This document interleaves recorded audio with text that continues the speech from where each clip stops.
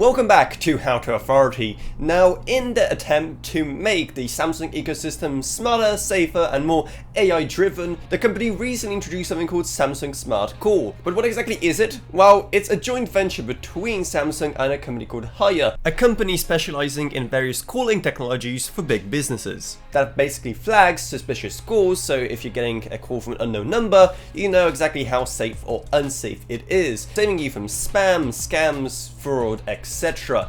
And it is a very simple thing to turn on so you can stay protected. So here's how to do it. First off, simply go onto the phone app on your Samsung device like this, and then go into the settings by going first on those three dots in the top right like this, and then going onto settings. And just like that, near the top, you're going to see caller ID and spam protection.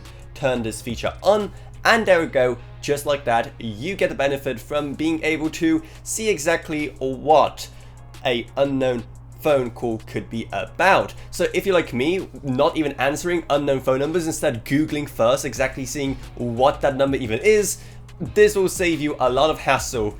And you basically don't have to do it ever again. Your phone does it all for you. As for who can actually use it, well, right now it's obviously exclusive to just Samsung Android phones. However, other phone makers are developing very similar systems that are already available or coming in the near future. As for what specific Samsung devices, well, anything from the Samsung Galaxy Note 20 series and newer will be able to use this features. That means that anything from the 21, 22, 23 or 24 series will work, and it's available on all Samsung devices, not just the flagship S series. So most modern phones are absolutely fine. So hopefully now you know what Samsung Smart Call is about and how to turn it on. If you found this video helpful, make sure to subscribe to How to Authority for more like this in the future.